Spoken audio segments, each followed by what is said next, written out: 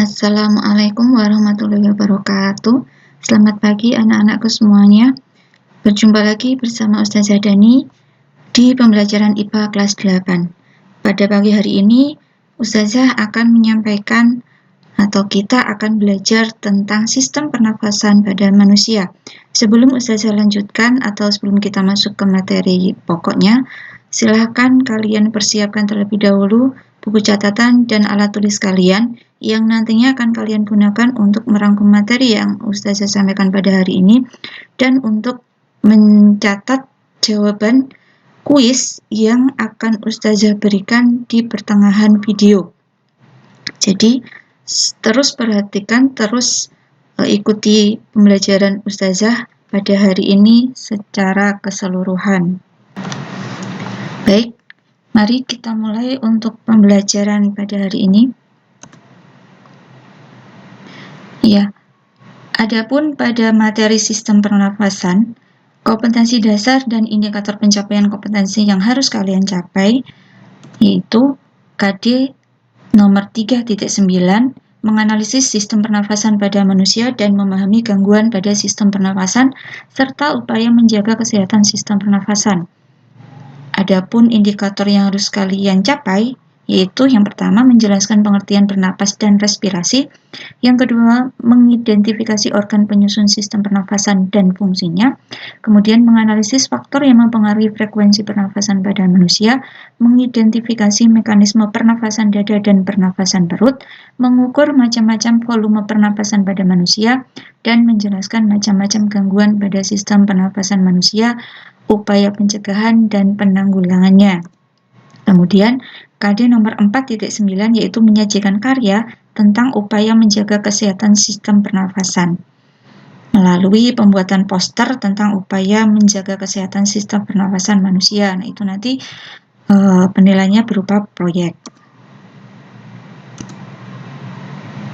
Nah, adapun materi sistem pernafasan yang akan kita pelajari pada hari ini, yang pertama pengertian pernapas dan respirasi, kemudian organ penyusun sistem pernafasan, pernafasan pada manusia dan penyakit dan kelainan pernafasan pada manusia. Kita mulai yang pertama, bernapas dan respirasi. Bernafas adalah salah satu ciri dari makhluk hidup. Bernafas merupakan upaya makhluk hidup untuk memasukkan gas oksigen ke dalam tubuh dan mengeluarkan karbon dioksida keluar tubuh. Bernafas adalah proses pertukaran gas antara makhluk hidup dengan lingkungannya. Adapun respirasi yaitu proses penggunaan oksigen dalam pembakaran makanan untuk menghasilkan energi. Peristiwa pembakaran zat makanan di dalam tubuh dengan oksigen disebut oksidasi biologi atau respirasi aerob. Jadi kalau bernafas itu memasukkan gas oksigen, adapun respirasi itu adalah penggunaan oksigennya. Yang kedua, organ sistem pernapasan. Yang pertama, rongga hidung, kemudian faring dan laring, batang tenggorok atau trakea, bronkus dan bronkiolus, serta paru-paru dan alveolus. Kita mulai yang pertama, rongga hidung. Kurang lebih rongga hidung pada manusia bentuknya seperti ini. Kalau kalian bingung dengan bahasanya, kalian bisa cari sendiri. Banyak sekali gambar di internet yang bisa kalian cari dan mudah untuk kalian pahami, silahkan nanti dicari ya. Nah, adapun pada rongga hidung itu terdapat rambut dan selaput lendir. Yang keduanya itu sangat bermanfaat bagi proses pernafasan pada manusia. Rambut berfungsi untuk menyaring udara. Adapun selaput lendir berfungsi untuk mengatur suhu udara yang masuk ke paru-paru dan mengatur kelembapan udara. Yang kedua, faring. Faring atau setelah melewati hidung, udara akan masuk ke faring. Nah, faring sendiri merupakan persimpangan antara rongga mulut ke kerongkongan yang terletak di bagian belakang dengan rongga hidung ke tenggorokan yang terletak di bagian depan. Jadi, saluran kerongkongan dan saluran tenggorokan itu bersebelahan, depan dan belakang. Tenggorokan itu berada di bagian depan, kerongkongan itu berada di bagian belakang. Kemudian yang ketiga adalah laring. Laring terdiri atas kepingan tulang rawan yang membentuk jakun. Pada laring terdapat katup disebut epiglotis yang fungsinya mengatur makanan dan udara melewati salurannya masing-masing.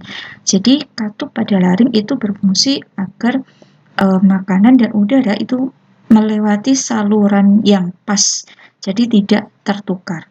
Kemudian pada laring juga terdapat namanya pita suara, di mana pita suara tersebut akan bergetar jika dilewati oleh udara. Oleh karena itu kita bisa berbicara atau bersuara karena adanya pita suara yang dilewati oleh udara.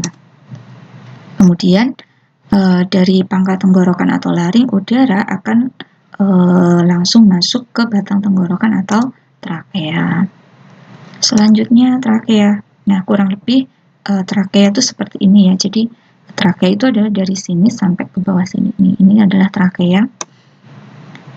Trakea terletak di daerah leher di muka atau depan kerongkongan. Jadi dia letaknya ada di depan kerongkongan.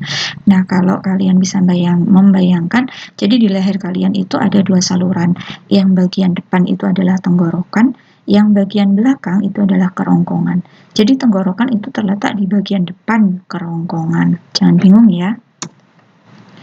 Trakea merupakan pipa yang terdiri dari gelang-gelang tulang rawan dengan panjang 10 cm. Jadi ini, trakea ini tersusun dari gelang tulang rawan. Ini adalah tulang rawannya.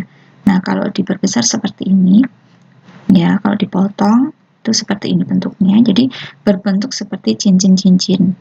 Nah, kemudian dinding dalam trakea dilapisi oleh selaput lendir dan sel-sel berambut getar. Jadi rambut selain ada di hidung, ternyata di tenggorokan kalian itu juga terdapat rambut, namanya rambut getar, tapi dia sangat kecil karena bentuknya sel.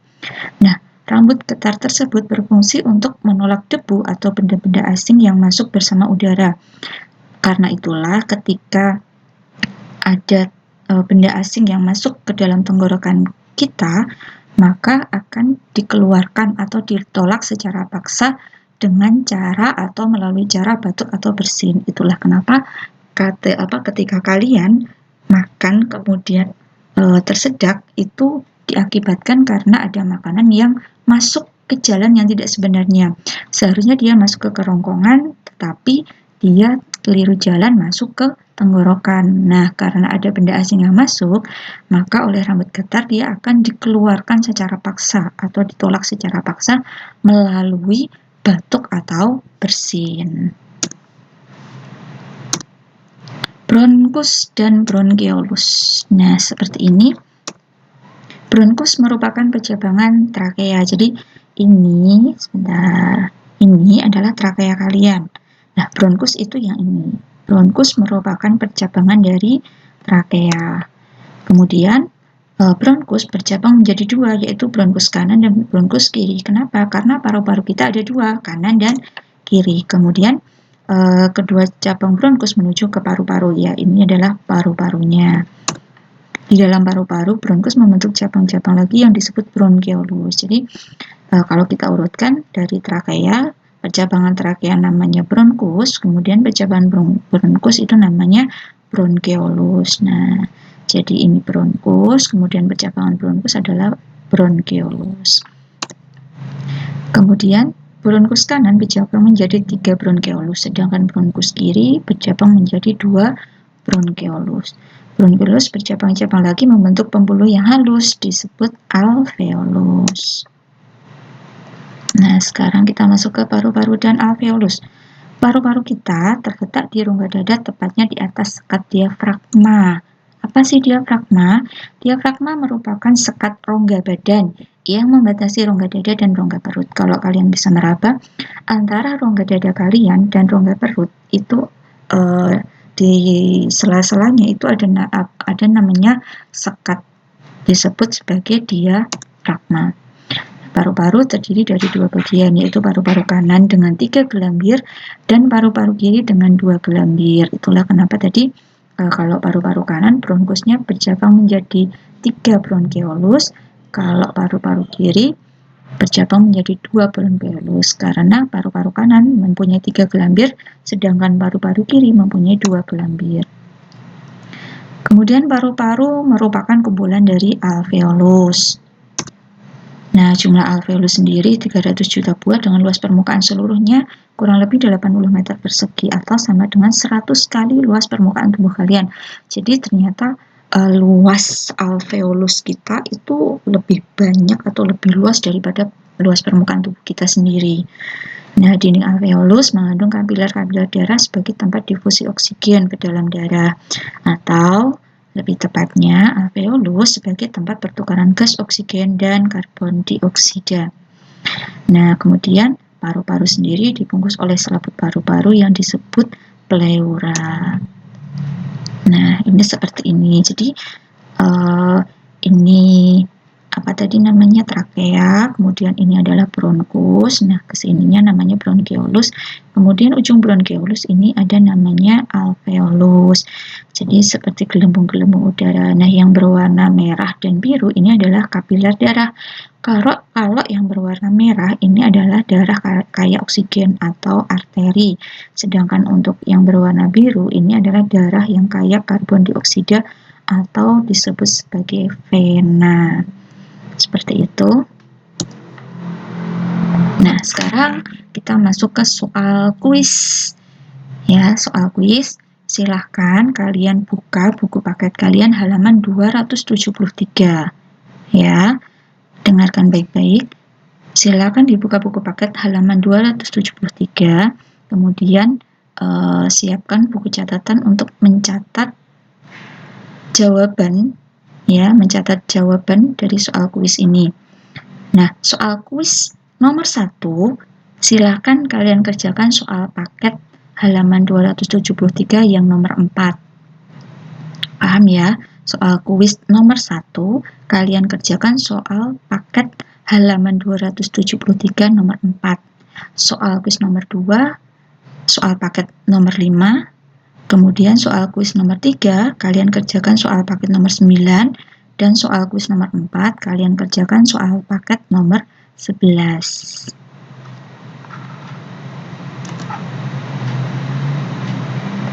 Oke, kita masuk ke pernafasan pada manusia. Yang pertama, faktor-faktor yang mempengaruhi frekuensi pernafasan. Jadi, apa saja sih faktor yang mempengaruhi seringnya kalian bernapas, banyaknya kalian bernapas itu apa saja? Yang pertama itu adalah jenis kelamin.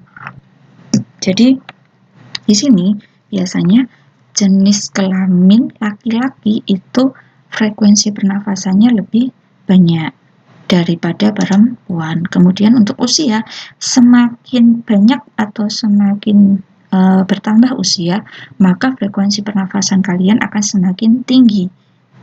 Nah, akan mulai berkurang pada saat kalian atau kita itu di usia senja atau tua. Kenapa? Karena kapasitas paru-paru untuk menampung udara juga berkurang. Nah, di situ frekuensi pernafasannya mulai berkurang.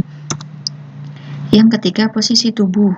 Nah, ketika kalian tidur dengan duduk dan berdiri, itu berbeda frekuensinya. Untuk posisi tidur itu lebih sedikit frekuensi pernafasannya daripada posisi duduk. Kemudian posisi duduk frekuensi pernafasan lebih sedikit daripada posisi berdiri. Kemudian aktivitas, semakin tinggi aktivitas kalian, maka frekuensi pernafasan kalian juga akan semakin tinggi. Kemudian tinggi dan berat badan. Nah, semakin tinggi dan semakin berat badan seseorang, maka frekuensi pernafasannya juga akan semakin tinggi. Pola hidup, ya, pola hidup kalian juga sangat mempengaruhi terhadap frekuensi pernafasan. Nah, ini adalah volume udara pernafasan. Ada 6 macam volume udara pernafasan. Yang pertama adalah volume tidal. Volume tidal itu merupakan volume udara pernafasan biasa. Jadi ketika kalian bernafas biasa, itu namanya volume tidal. Jumlahnya berapa? 500 ml. Kemudian yang kedua, volume cadangan inspirasi atau udara komplementer. Maksudnya bagaimana? Volume cadangan inspirasi merupakan udara yang masih dapat dimasukkan secara maksimal ke paru-paru setelah melakukan inspirasi biasa. Jadi setelah kalian menghirup udara secara biasa, kalian masih bisa menghirup lagi, memasukkan udara kembali ke paru-paru secara maksimal. Ini namanya volume cadangan inspirasi. Berapa banyaknya? 1.500 ml. Kemudian volume cadangan ekspirasi atau udara suplementer merupakan udara yang masih dapat dikeluarkan secara maksimal dari paru-paru setelah melakukan ekspirasi biasa. Jumlahnya 1.500 ml. Kemudian ada volume residu atau volume sisa, yaitu volume udara yang masih tersisa di paru-paru setelah melakukan ekspirasi maksimal. Jadi setelah kalian menghembuskan nafas, itu paru-paru itu tidak serta-merta kosong oleh udara, tapi dia masih ada sisa udara yang berada di situ atau namanya volume sisa. Berapa jumlahnya? 1.000 ml. Kemudian ada namanya kapasitas vital paru-paru, yaitu volume udara yang dapat dikeluarkan semaksimal mungkin setelah melakukan inspirasi maksimal. Nah, adapun kapasitas vital paru-paru merupakan jumlah dari volume tidal ditambah volume cadangan inspirasi ditambah volume cadangan ekspirasi. Jumlah dari volume tidalnya berapa tadi? 500. Kemudian volume cadangan inspirasi 1.500. Berapa? 500 tambah 1.500, 2.000. Kemudian ditambah volume cadangan ekspirasi berapa? 1.500. 2.000 tambah 1.500, jadi totalnya 3.500. Nah, kapasitas vital paru-paru jumlahnya 3.500 ml. Kemudian yang terakhir adalah kapasitas total paru-paru, merupakan volume udara yang dapat ditampung oleh paru-paru semaksimal mungkin. Nah, kapasitas total paru-paru ini merupakan jumlah dari volume residu ditambah kapasitas vital paru-paru. Volume sisa residunya berapa? 1.000. Kapasitas vitalnya berapa? 3.500. Jadi totalnya adalah 4.500. Oke, tugas kalian yang pertama. Silahkan cari dari internet tentang grafik volume udara pernafasan. Kemudian kalian gambar di buku catatan kalian. Jadi kalian cari ya di internet tentang grafik volume udara pernafasan. Ya, volume udara pernafasan yang bagaimana yang tadi kita bahas sebelum ini ya. Itu kalian cari grafiknya, kemudian nanti kalian gambar di buku catatan kalian. Paham ya? Oke, soal kuis lanjutan. Nah, untuk soal kuis lanjutan nomor 5 dan 6, silahkan kalian buka buku paket kalian halaman 274. Untuk soal kuis nomor 5, kalian kerjakan soal paket nomor 14, dan soal kuis nomor 6, kalian kerjakan soal paket nomor 15. Kita masuk ke proses pernafasan. Proses pernafasan terdiri dari dua kegiatan, yaitu menghirup udara pernafasan atau inspirasi dan menghembuskan udara pernafasan atau ekspirasi. Berdasarkan bagian tubuh yang mengatur kembang kempisnya paru-paru, maka pernafasan dibedakan menjadi dua, yaitu pernafasan dada dan pernafasan perut.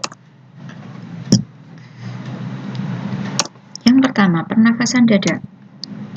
Pernafasan dada terjadi karena gerakan otot-otot antar tulang rusuk. Ya, pernafasan dada terjadi karena gerakan otot-otot antar tulang rusuk dada.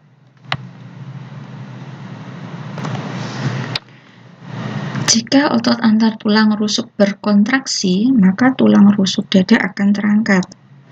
Akibatnya, volume rongga dada membesar dan paru-paru mengembang. Nah, ini silakan kalian sambil praktek ya. Kemudian pada saat paru-paru mengembang, maka tekanan udara di dalam paru-paru lebih rendah daripada tekanan udara lingkungan, sehingga udara masuk ke dalam paru-paru. Nah, ini adalah proses inspirasi, memasukkan udara ke paru-paru. Kemudian ketika otot antar tulang rusuk dada relaksasi, maka tulang rusuk turun. Akibatnya rongga dada menyempit dan paru-paru mengempis. Kemudian pada saat paru-paru mengempis, tekanan udara di dalam paru-paru lebih tinggi daripada tekanan udara di luar, sehingga udara keluar dari paru-paru. Ini dinamakan proses ekspirasi. Nah, kurang lebih untuk gambarnya adalah seperti ini ya. Jadi ini adalah otot antar tulang rusuk dada. Ini pada saat inspirasi ya, tulang rusuknya berkontraksi, kemudian rongga dadanya membesar ya. Nah, kalau yang ini otot tulang rusuknya berelaksasi ya, tulang rusuknya bergerak turun, rongga dadanya mengecil. Kita masuk ke pernapasan perut. Pernapasan perut terjadi karena gerakan diafragma. Diafragma itu apa? Tadi sudah dijelaskan ya, diafragma itu adalah sekat di antara rongga dada dan rongga perut. Nah, jika otot diafragma berkontraksi, maka diafragma akan bergerak turun. Akibatnya rongga dada membesar dan paru-paru mengembang sehingga perut menggembung. Nah, karena paru-paru mengembang, maka tekanan udara di dalam paru-paru turun dan udara masuk ke dalam paru-paru. Ini proses inspirasi. Nah, kemudian ketika otot diafragmanya relaksasi, maka diafragma kembali ke keadaan semula atau cembung melengkung ke atas. Akibatnya rongga dada menyempit dan paru-paru mengempis sehingga udara keluar dari paru-paru. Namanya proses ekspirasi. Nah, pernafasan perut biasanya terjadi pada saat kalian tidur. Kemudian pada waktu bernapas, komposisi udara yang masuk dan udara yang keluar dari paru adalah berbeda. Artinya volumenya tidak sama.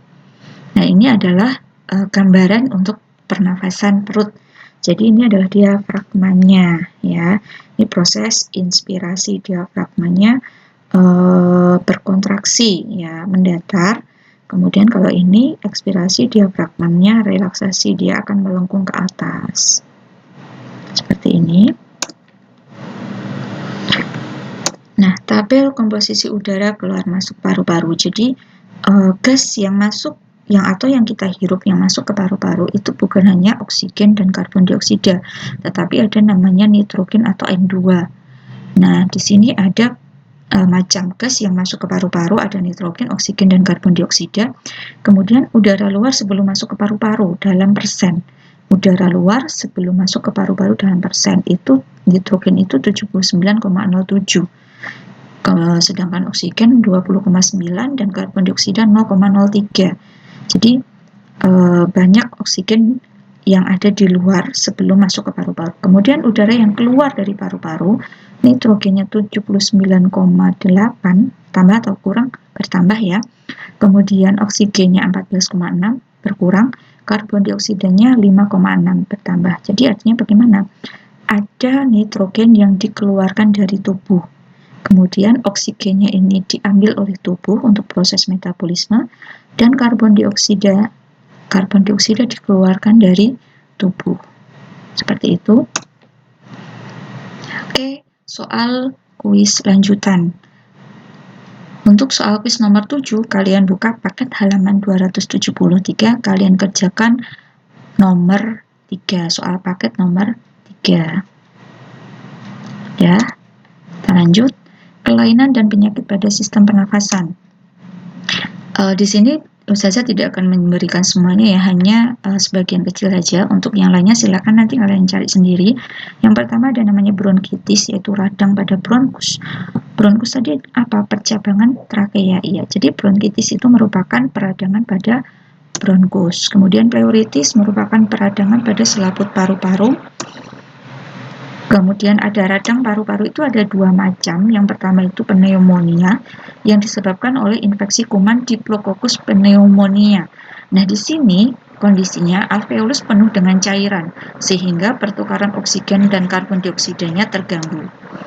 Yang kedua tuberkulosis atau TBC disebabkan oleh kuman atau bakteri namanya Mycobacterium tuberculosis. Terganggunya proses difusi oksigen sehingga mengalami sesak napas dan batuk. Adapun pencegahannya dengan vaksin, yaitu vaksin BCG. Kemudian ada namanya asma. Asma itu otot polos saluran pernafasan berkontraksi sehingga pelebarannya terganggu, menyebabkan sesak ya. Kemudian ada namanya asfiksi, yaitu kondisi di mana darah kekurangan oksigen sehingga tubuh membiru. Kemudian soal kuis yang terakhir nomor 8, 9, dan 10. Kalian buka buku paket kalian halaman 274. Untuk soal kuis nomor 8, kalian kerjakan soal paket nomor 17. Soal kuis nomor 9, kalian kerjakan soal paket nomor 18. Dan soal kuis nomor 10, kalian kerjakan soal paket nomor 20. Oke, selesai sampai di sini ya untuk sistem pernafasan pada manusia. Kemudian untuk jawaban kuis kalian silahkan kalian tulis ya di link yang ada di deskripsi di bawah video. Jadi nanti di deskripsi di bawah video ada link, nah kalian tulis jawaban kuis kalian di link tersebut. Kemudian pada link tersebut terdapat video pembelajaran yang dapat kalian download untuk pemahaman materi lebih mendalam. Jadi pada link tersebut Ustazah sisipkan video pembelajaran yang nantinya Ustazah harap bisa menambah pemahaman materi kalian mengenai bab sistem pernafasan pada manusia. Oke, sekian dan terima kasih. Sekian dari Ustazah. Mohon maaf apabila banyak kesalahan atau kalian kurang paham. Silahkan kalian boleh tanya, boleh WA, boleh telepon Ustazah. Monggo silahkan, insya Allah akan Ustazah jawab semampu Ustazah. Sekian dari Ustazah. Terima kasih. Alhamdulillah jazakumullah khairan. Wassalamualaikum warahmatullahi wabarakatuh.